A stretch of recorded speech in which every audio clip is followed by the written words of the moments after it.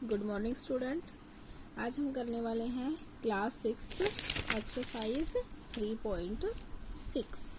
Okay, कल हमने question number first के पार्ट्स किए थे। कल हमारा क्वेश्चन नंबर फर्स्ट भी कंप्लीट नहीं हुआ था, उसके 2 क्वेश्चंस रह गए थे।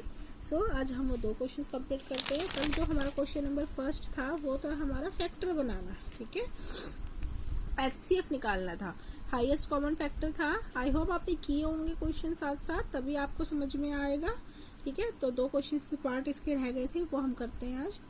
तो इसका जी एच पार्ट तक हो गया था, जी पार्ट करते हैं। जी पार्ट आपको दिया हुआ है 70, 105 और 175।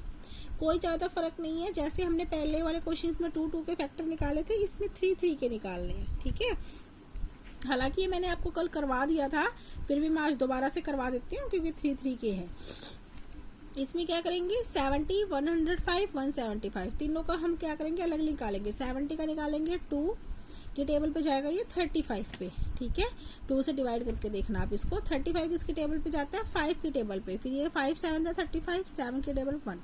70 के क्या क्या फैक्टर बने, 2 इंटू 5 इंटू 7। 105 के फैक्टर बनेंगे 3 5 7, यह मैंने लिख दिया है। और 175 के फैक्टर बनेंगे 5 5 7, ठीक है। अब आप देखो, इस फर्स्ट वाले में कुछ कॉमन दिख रहा है आपको? कुछ भी कॉमन नहीं है, इसमें 2 3 5 है। इस वाले पेयर में देखो 5 कॉमन है तो 5 लिख दिया, और इसमें क्या लिख दिया, 7 है तो 7 लिख दिया। तो 5 7 का कितने होते हैं, 35। यानी इन तीनों में हाईएस्ट कॉमन फैक्टर क्या है, 35। यानी तीनों के तीनों 35 की टेबल पे ये 100% आते होंगे। ओके, अब नेक्स्ट क्वेश्चन है हमारा 91, 112 और 49। अब 91 को निकाले हम, ठीक है। 91 के फैक्टर क्या बनेंगे, करके देखो 2 के टेबल पे ही नहीं आता, 3 के पे भी नहीं आता, ये जाएगा सीधा 6 पे भी नहीं आता। 7 से करके देखें इसको, 7 1 जा 7, 2 7 3 जहाँ देखो 7 के टेबल पे जाता है ये। 7 किस पे जा रहा है, 13 पे। अब 13 तो सिर्फ 13 के टेबल पे ही आता है, तो इसके सिर्फ यही फैक्टर बनेंगे। तो 7 और 3 मैंने यहाँ लिख दिए। दूसरा है हमारा 112 के फैक्टर बनाओ। अब देखो ये किस पे, 2 की टेबल पे जाता है। 2 5 जा 10, 2 6 जा 12, फिर 2 के जाता है 2 2 जा 4, 2 8 जा 16, फिर 2 पे जाता है 2 2 जा 4, 2 1 जा 2, 2 4 जा 8, फिर 2 पे जाता है 2 7 जा। अब 7 सिर्फ 7 के टेबल पे जाता है। तो 1 2 3 4 5, और देखो 5 1 2 3 4 1 2 3 4 फॉरवर्ड 2 मल्टीप्लाई में 7, इसके फैक्टर लिख दिया। 49 का क्या बनता है, ये तो आपको पता है कि 7 7 जब 49 होते हैं तो इसके सिर्फ 2 ही फैक्टर बनेंगे। अब देखो इसमें क्या कॉमन है भाई, इन दोनों में तीनों का मिला के देखना है। तो इसमें क्या है, कुछ भी, सिर्फ एक 7 ही तीनों में एक ऐसा है जो कॉमन है। यहाँ पे देखो 13 2 7, तो यहाँ पे भी 7 आया, और यहाँ पे ये सिर्फ 3 में से है। तो इन दोनों में देखो ये पेयर बन रहे हैं, तो इनमें कॉमन क्या है, सिर्फ और सिर्फ 7 है और कुछ कॉमन नहीं है। तो क्या आ जाएगा, इसका एलसीएम HCF 7, यानी मैंने पहले 1 लिख दिया। 1 इंटू 7 कितने होते हैं, 7 होते हैं, ठीक है। अब इसका आई पार्ट 18, 54 और 81। 18 को करेंगे हम 2 से, 2 6 जा 18, 2 9 जा 18 सॉरी, और फिर किस पे जाएगा, 3 की टेबल पे 3 3 1 जा 3। तो देखो इसके फैक्टर क्या बन गए, 2 इंटू 3 इंटू 3। 54 किस पे जाता है, 2 से करेंगे 2 2 जा 4, 2 7 जा, फिर 3 पे जाएगा 3 9 जा, फिर 3 पे जाएगा 3 3 जा। तो इसके क्या बन गए, 2 इंटू 3 इंटू 3 इंटू 3। 81 है, 81 के क्या बनेंगे, 3 पे करके देखिए इसको। 3 2 जा 6, 3 7 जा 21, फिर 3 पे 3 9 जा, फिर 3 पे 3 3 जा, फिर 3 पे 1। सबके 3 के फैक्टर बन गए। अब देखो इसमें क्या कॉमन है, कुछ कॉमन नहीं। इसमें कॉमन है 3 और इसमें कॉमन है 3, और इसमें तो तीसरे का कोई फैक्टर ही नहीं बन रहा। तो 3 इंटू 3 कितना हो जाएगा, 9 हो जाएगा। आया समझ में? जे पार्ट है इसका, फैक्टर ऑफ 12 कितना है, इसका फैक्टर ऑफ 12 का करेंगे तो 2 6 जा, फिर 2 से करेंगे 2 3 जा, फिर 3 से 1, तो 2 इंटू 2 इंटू 3, ठीक है। 45 है, 45 तो सीधा ही किस पे जाता है, 5 पे जाता है, सबको 3 से भी जाता है भाई।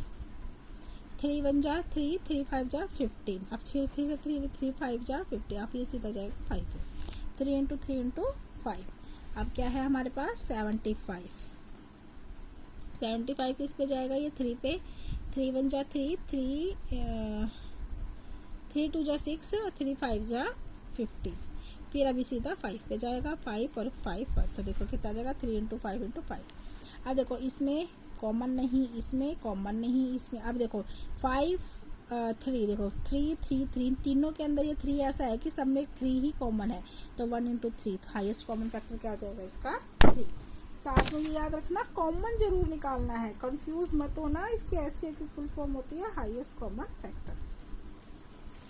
अब आता है question number 2, what is the HCF of 2 conjugative number. देखो कंजुगेटिव मैंने पहले भी बताया था, कंजुगेटिव का मतलब होता है लगातार, ठीक है, बीच में कोई डिफरेंस नहीं होगा। नंबर्स, अब नंबर्स है भाई, किसी ने ऐसा कुछ भी नंबर तो काउंटिंग लगातार चलता है, तो कोई भी 2 नंबर ले लो, फॉर एग्जांपल लगातार होने चाहिए। मान लो मैंने ले लिया 14 और एक मैंने ले लिया 15, इसके फैक्टर क्या बनेंगे, देखो 2 7 जा होते हैं 14 और इसके क्या बनेंगे 3 5 जा 15। अब देखो इनके अंदर कुछ भी कॉमन फैक्टर है नहीं है ना, तो इसका HCF क्या होगा, जिसके अंदर कॉमन फैक्टर कुछ भी नहीं होता तो उसका HCF हमेशा ही 1 होता है। तो इसके अंदर क्या आएगा, the HCF of 2 conjugative number is 1। अब कोई भी 2 नंबर लोगे ना लगातार, कोई भी 2 नंबर, तो हमेशा उसका 1 ही आएगा, क्योंकि एक नंबर हमारा ओड होता है और एक इवन होता है, तो कुछ भी इनका मैच हो ही नहीं सकता, ये आप ध्यान रखना। HCF of 2 conjugative number of 1, ठीक है। आप कोई भी 2 नंबर मान लो मैंने एक मान लिया 7 और 8, 7 1 जा 7 और इसका कितना हो जाएगा 2 4 जा 8। देखो इन सब में कोई कॉमन आ रहा है, कुछ भी कॉमन नहीं आ रहा है ना, 2 का तो क्या हो जाएगा 2 1 और इसका क्या हो जाएगा 2 2 जा, फिर भी कोई भी कॉमन नहीं है, तो भी इसका अगर किसी के भी अंदर अगर कॉमन आता है, कॉमन नहीं आता कोई भी नंबर, तो उसका HCF हमेशा कितना होता है 1 होता है, ठीक है। इसी का ही सेकंड पार्ट है इवन नंबर। अब हमने 2 कंजुगेटिव लेने इवन नंबर्स, ठीक है, कोई भी इवन नंबर ले लो। इवन नंबर मान लो मैंने 6 ले लिया और 8 ले लिया, कंजुगेटिव ये लगातार चल रहा है क्योंकि 7 तो ओड है। अब मान लो इसके फैक्टर क्या बनेंगे 2 इंटू 3 और इसके फैक्टर क्या बनेंगे 2 इंटू 4। देखो इन दोनों में कॉमन क्या है 2, तो हाईएस्ट कॉमन फैक्टर क्या हो जाएगा 2 हो जाएगा, ठीक है। थर्ड है हमारा ओड नंबर, ठीक है, कोई भी ओड नंबर ले लो आप लगातार जो चल रहे हैं आपके, मान लो मैंने एक 3 ले लिया, एक 5 ले लिया, ठीक है। 3 का फैक्टर क्या बनेगा ये, और ये किसका बनेगा 5, इन दोनों में कॉमन क्या है 1, हमेशा ही यही आएगा, क्योंकि ओड नंबर क्या होते हैं जो सिर्फ अपनी ही टेबल से डिवाइड होते हैं, है ना, जो 2 की टेबल पे नहीं आते। तो क्या आएगा इसका, और जिसके बीच में अगर कुछ भी कॉमन नहीं होता तो उसका क्या आएगा हमेशा HCF 1 आता है। तो HCF of consecutive odd number is 1। Question number 3, HCF of coprime number 4 and 15 are found and following factorisation. कहते हैं हमने HCF दिए हैं आपको, कौन कौन से दिए हैं 4 और 15 का। 4 के फैक्टर दिए इन्होंने 2 × 2 2 2 4 होते हैं, और 15 के दिए हैं 3 × 5। Since there is no prime factor of HCF is 14 and 15 is 0। कहते हैं इन दोनों के अंदर कुछ भी प्राइम फैक्टराइज को प्राइम नहीं है। देखो इसमें 2 2 बन रहे हैं, इसमें 3 5 बन रहे हैं, क्या इन दोनों में कुछ भी कॉमन है फैक्टर, नहीं है ना कॉमन फैक्टर।